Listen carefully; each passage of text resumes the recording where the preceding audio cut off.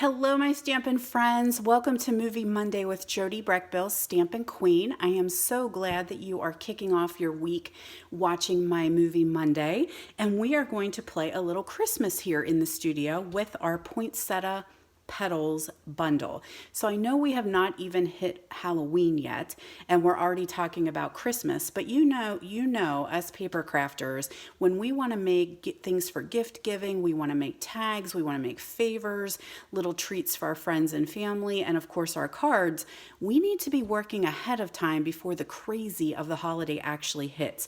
So I have been playing in my studio and doing Christmas since July, and so I'm kind of building up my stash. My cards are not all the same, so I always make lots of different kinds, and so I just do maybe 20 here or 40 here and get my stash built up. So we're going to play with this bundle right here, and this can be found in our August through December mini catalog. It starts on page 14 and runs to page 16 actually. It's a whole suite, but I want to show you, oh my goodness, I can't talk today. I want to show you the Poinsettia Place designer paper. We aren't using that in this project today, but I do want to give it a quick shout out because it is on sale this month. So until October 31st, some of our designer series papers are on sale at 15% off. So it is normally $11.50. You can get it for $9.78. We're going to play with the plush poinsettia paper. That's not on sale, but check out that paper because it is gorgeous. We've also got our beaded pearls here, and then of course our bundle. So this is your stamp set, and you can bundle it together with your dies, and I love these dies. I know it's not going to showcase on here very well, but these leaves and the poinsettia flower actually cut and emboss at the same time. So you can see the veins of the leaves, and it really gives things almost a 3D texture. And I'll show you how it really showcases on what I'm about to use. So let's go ahead and get started here. I want to find my silicone mat. A lot of you guys ask me what this is. This is our Stampin' mat. It's just a piece of silicone. Yes, it is actually from Stampin' Up. It's in our catalog. I use it when I'm stamping because it protects my table a little bit. It's kind of cushy, so it's got great little piece to have when you're using your photopolymer set. Sometimes they need a little bit of cushion. You could use a Stampin' Pierce mat, you could use a mouse pad, you know, whatever you have, but I choose this one because my adhesive does not stick to it either. So you know when you're rolling your adhesive across and all of a sudden a little bit goes off the edge, it's not harming your surface. It does not stick to this, and then you can just like roll it off with your finger. So I love my silicone mat and I stamp on it all the time. So I've got a piece of old olive here. This is 8.5 by 11 cut in half. So we get two pieces from each card piece. And I'm apologizing for the shadows. Let me see if this will be better. A little better. It's early morning here in the studio, so the sun has not quite come up and I'm catching a little bit of shadow. So I've got that. This now, of course, is 8.5 by 5.5. We fold that in half. I like to do my bone folder to make it a nice crisp fold. I've got a piece of Whisper White, which is 5.25 by 4. That's actually going to be my inside because our cards all need to have pretty insides, don't they? Then I have that piece of plush poinsettia paper. And this is, I know it's definitely, I wish you had touch television right now because this actually has texture to it. It has flocking on it. So it's like a nice piece of thick vellum. And then it's got this texture that's flocking. And I'll show my age a little bit because back when I first started with Stampin' Up 1,000 years ago, we actually had flocking. It was in a little container. So I don't know if you guys remember way back then, but we could put glue down and then we could put this flocking on. And so we could have little bunnies and snowmen and little ducklings, all that were like fuzzy wuzzy. And I feel like there was something from my childhood that was similar to this too, that like you painted and then you put this stuff on and it became fuzzy. But anyway, it just makes you want to rub it on your face because it's just, I like that. I love that texture. So there are two other pieces in the pack. You get one with poinsettias, and there's a die in here that will actually cut these poinsettias out. So that's awesome when you have your DSP that coordinates with your die set. And the same with this one. The little berries and the leaves can be die cut out as well. You can actually even color the back of this vellum, and then these really showcase white. So you could use your blends, or you could use some ink and a sponge roller. Just make sure you give lots and lots of drying time. But anyway, those are the three patterns that you get in the plush poinsettia paper. So let's go ahead and do a little bit of stamping, and then I'll show you how to put this poinsettia together. Now I'm loving my Stampin' Seal, so I am going to use this, but I'm going to share a little bit of caution because I know how I am, and some of you guys may be the same way. Because this is vellum, adhesive will tend to show through a little bit. So I don't like that. I don't like to see my adhesive behind my project when I'm using vellum. You can see the Stampin' Seal. You could use glue dots. The green glue will show through a little bit as well. But the best thing that I have found that I absolutely love when working with vellum is the little mini glue dots that come in the paper pumpkin kit. They work the best with no show when you're working with vellum. What I choose to do is just be very cautious when I'm doing this, and I kind of try to hide my adhesive underneath my project. So I'm going to just do my little dots of adhesive right there where that little, I don't know what you want to call it, lattice work, I guess. So I'm just going to put a couple little dots there. Now, because I'm doing that, I'm not rolling this the way that works best, and so I do have to kind of move it with my finger and roll it back up again. So I am going to have some adhesive. Let me figure out where this is going to go. I'm going to put some adhesive here because I know my flower is going to be there, and then I'll just do a couple little dots down there. So while I have you guys captive, I'm going to talk a little bit about our Stampin' Seal. I've talked about this multiple times on some Facebook Lives. I really am loving it, guys. I know you might, if you follow other demos, you may be hearing them complain and not really loving it. I am loving it. I just think you have to figure out how to use it because it is different from our snail or the Tombow that you guys might be used to using.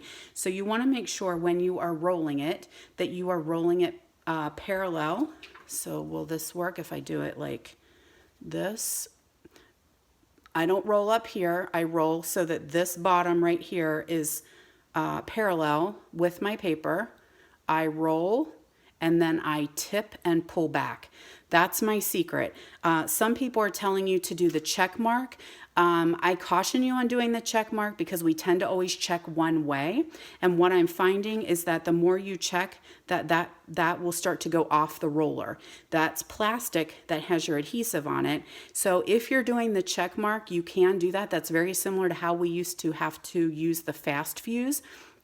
If you're doing that, get into the habit of saying in your head, check mark left, check right, check left, check right. That will kind of keep that plastic in the center. So when it comes off the roller, you've got yourself a little bit of a mess. So I like how it works for me. I just roll, lift, and pull. So what happens then is that's going to break the seal right, or break the adhesive right at the roller. So what is happening is that sometimes the adhesive breaks off and goes back here, and then it's not right on top of the roller. Not really a big deal. All you have to do is just use your finger and roll it forward until the adhesive is back on top of the seal. Now, if it happens every single time you're using it, it can be a little bit frustrating.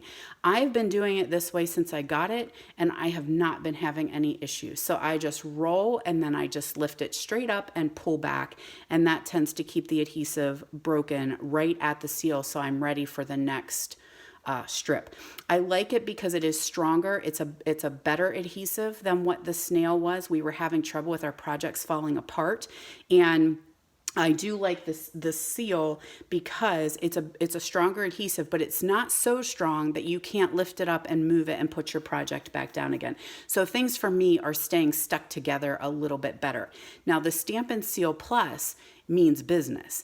That is a very strong adhesive. And so if you're doing projects that you really like, 3D projects, boxes, that kind of stuff, that's your guy. Like, go to the Stampin' Seal Plus. But for everyday stamping and paper crafting, I really do like the seal. So try that little bit, see how it goes. But why it's breaking back there is because it's so strong. And so it's not giving up real easily. And so it'll break, and then it kind of snaps back underneath the little lip here, and that's what we have to do a little bit of work. So that's just a little Stampin' 101 for you guys. So take it or leave it, but I really am enjoying my Stampin' Seal. So I'm going to go ahead and attach that right there, and let's get our stamps out. So the ink pads I have today, I've got Old Olive. And I did this little die cut here ahead of time. Let me show you where this one comes from. This is one of my go-to die sets. Now, it does come in a bundle in the catalog, but this is Tasteful Touches bundle. I love these dies. They've got some embossing, little embossing to make them kind of fancy pants, and then they've got some with stitching there, but I did that one ahead of time. So check that one out. I love it. And you don't necessarily have to have the stamp set to coordinate with it.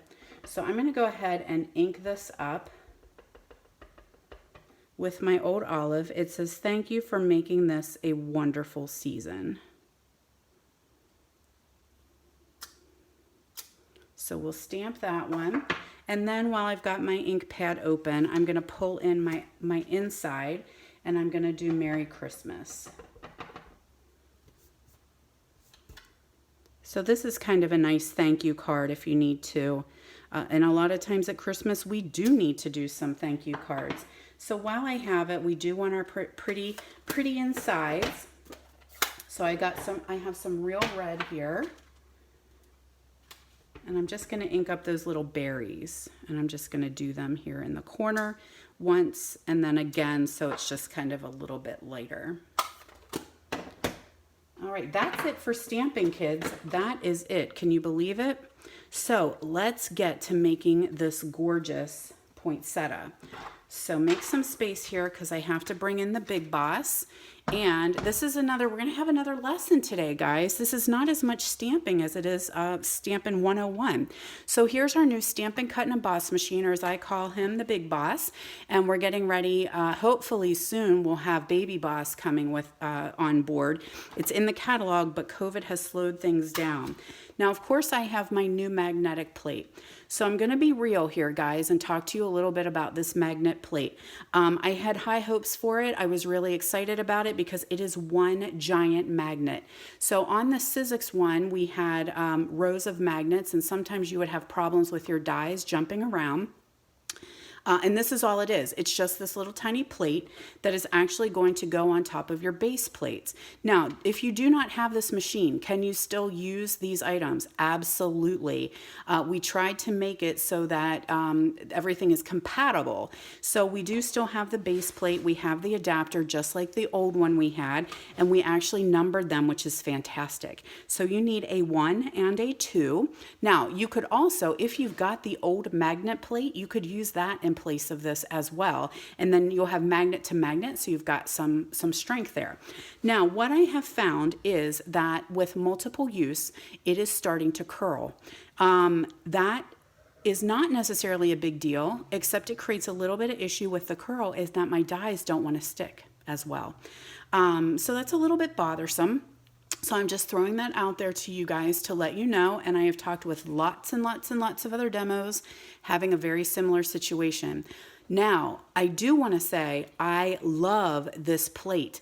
It cuts so well. Those detailed dies are coming out with no picking and poking. So I'm thrilled with how this is cutting. The only thing I wish is that we could flip it so that we could kind of work out that bow that you get in there. So what I've been doing is being very careful. You need to move your dies around so that You're not always cutting in the same space. You can see where I've been moving them. And then I just bend it. So I've just very carefully, once it comes out, and the reason it's bending is because of the pressure that goes through. There's a roller up underneath of here that puts pressure on. And so automatically when you put pressure and roll something through, it's gonna bow, right? It makes complete sense. But it's a little frustrating because it's affecting how this works. So am I fuzzing in and out? I'm not sure if it's just me or my glasses today. So I do keep folding it backwards. This is your cutting surface. You do not put a plate down on here. You are actually cutting right on this surface. And so that creates some issue too. But it's not a crazy strong magnet. So if you're used to the other magnetic plate, when you put a die on, I mean, it's stuck on there. This is a very subtle magnet. It just kind of holds it. So twofold, here's what I'm doing. If I'm cutting out a shape that I don't care, nothing's lined up, like I need to just cut out 150 circles, I use just regular, I just use this. I don't worry about a magnet because I can roll it through, and if it shifts or it moves a little bit, ain't no big deal. If I have something that I have stamped and I need to make sure that it's staying, I use this. Okay, so hopefully that is making sense to you guys. If you have any questions, leave them in the comments. I am happy to help you. So I have a lot of talking to do today. So I want to show you this die. It's 2 sets. So this is the one that's going to cut out the shape, and this is the one that's going to emboss in the center. You can do them at the same time, which is awesome. They were lined up. Now, another thing you guys asked me about is my magnet bowls. So anytime I'm working with dies, I always have them stuck in a magnet bowl so that I don't lose them. These came off of Amazon. They are made for mechanics, and I think I got 4 or 5 of them in a container. They are legit magnet. Like, they really hold my dies, but I got so tired of having to dumpster dive for those teeny itty bitty dies that I got these magnet bowls, and they work so well. So now here comes the tricky, is trying to figure out, is that right? Yes.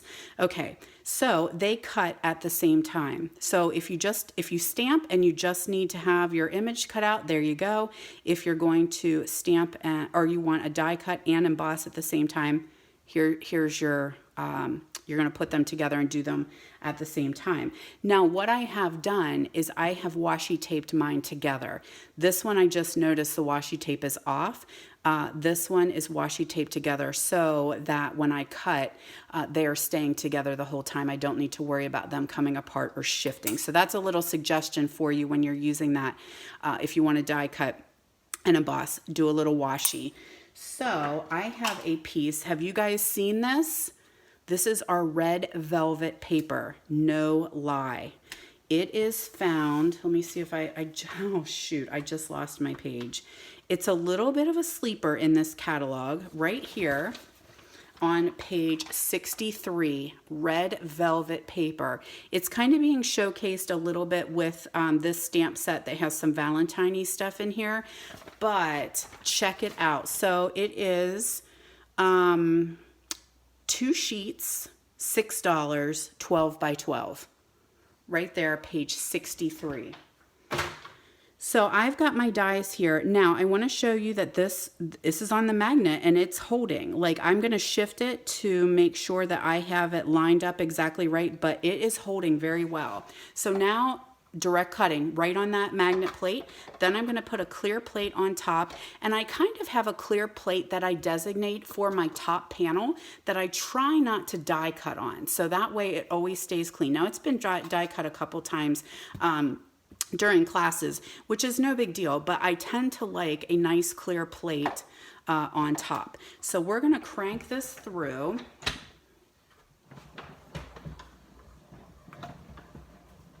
But this machine and me, we are just having a ball. I love the fact that then he folds up, so he's nice and small. He can just kind of sit over here out of the way.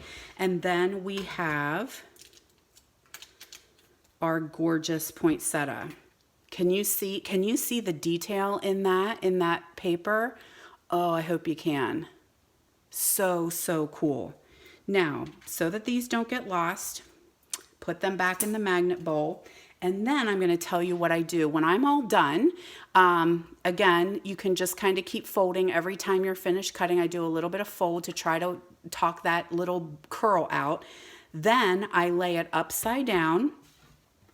I put my clear plate on top and it spends the night in the Big Boss. So I just roll it through. So let me see.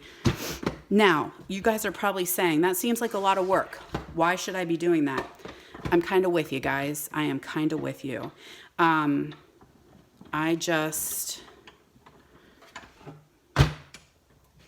how it's going to spend the night in the machine. Just putting that pressure on, just constant pressure and kind of working out that bow. So, yeah, that's just me being real, telling you what I'm doing. I love the cut of it though. When it cuts those detailed dies, it's amazing. So is it worth it to me? I really am a fan of the cutting part.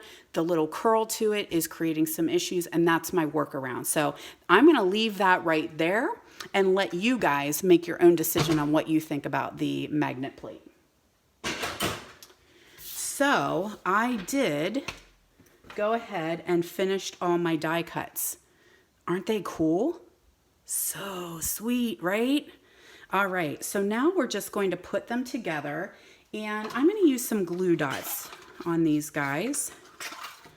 I'm going to use dimensionals at some point. I'm going to put my pop dots on, but I don't want it too thick that then my mail person is charging me extra to send it. So just a couple glue dots here in the center and just offsetting them so that then you get that 3D look to your poinsettias. Did you come off? Yep.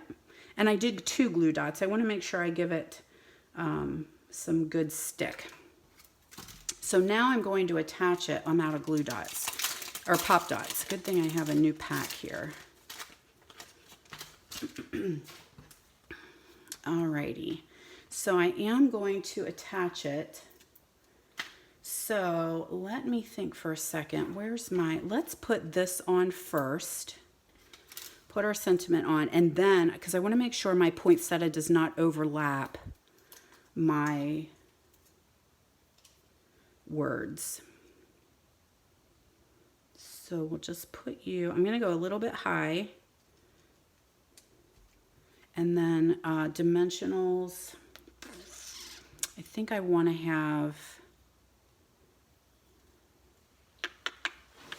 yeah, let's go ahead and put you on. And then I can kind of put you where I want you. Yeah, like that. And then I can just stick my leaves underneath here. So they're just gonna kind of tuck under like that. Perfect. Good idea, Jody. Whoops. Alrighty, isn't that beautiful? Oh, love it. All right, so now one more glue dot for this little baby poinsettia. Now I could put him in the center.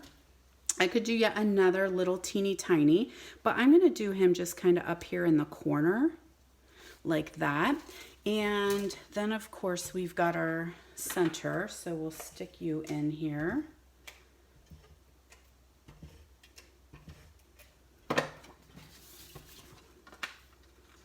So it doesn't get lost. There we go. And our final step is going to be, oh, I only have one left. Oh, guess I'll need to be ordering. These are our beaded pearls.